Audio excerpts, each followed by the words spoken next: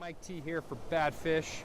Today I'm going to bring you a safety tip for getting back to your board, managing your gear, and getting safely to the shore while you're paddling in the river. So first off, you want to make sure you're comfortable with paddling whitewater, whatever class you're on. You want to make sure that you know the dangers and everything associated with whitewater paddling before you get out there. So this is going to be a tip to help you when you fall, getting back on your board, managing your paddle, managing your gear, and getting safely back on your board and to shore. Hope you enjoy. All right, so here we go. I'm going to walk you through a swim and recovery setup here. So I just swam above the whitewater here. So first thing you want to do is take a look at your surroundings. I'm assessing the situation. I know that I can't make it to shore or back to the board before I hit this rapid. So what I'm going to do, assume the whitewater swimming position. Very important, you want to keep your feet up. That is the golden rule in whitewater. Keep those feet up. You can use it to brace off obstacles, and the goal is to not get your foot entrapped in the river.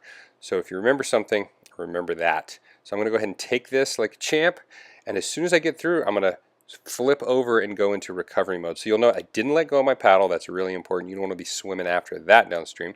I'm going to grab my leash, my releasable leash, and I'm going to yank on it, pull it right back. Notice how fast I can get that board back to me in a rescue scenario with a leash. So I'm going to go to the center of the board. That's really important when you're trying to flip over the board. You're not going to be very successful if you try to flip it over from either end. So go right to the center. Don't waste your time in the end. You'll note I flipped it over in the center. I'm going to go ahead and grab that center grab handle. And from there, I'm just going to thrust myself back up. I'm going to place my hand with my paddle in it onto the board, use it as a nice brace while holding the grab handle with the other hand. And then I'm going to thrust up with both arms, kick with my legs, little dolphin kick there. And then I'm back onto the board. So from that point, I can either stand up, paddle downstream, or like I'm going to do right here, I'm going to spin that board around and paddle to shore. Then I'll reassess the situation.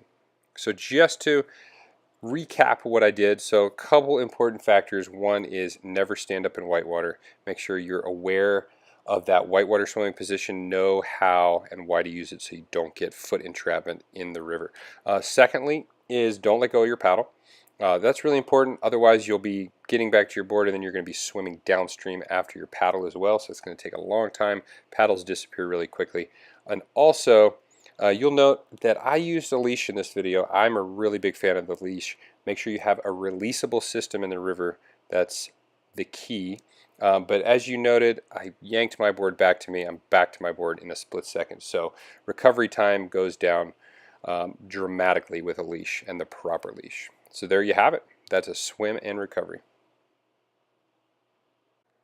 Alright, so I just want to throw one more at you in real speed here. So you'll note I'm yanking that leash, grabbing that center handle, placing the paddle up there, and just kick my way back up to the board, and I am ready to go. So when you do it properly, it can be a really fast and effective tool for recovery.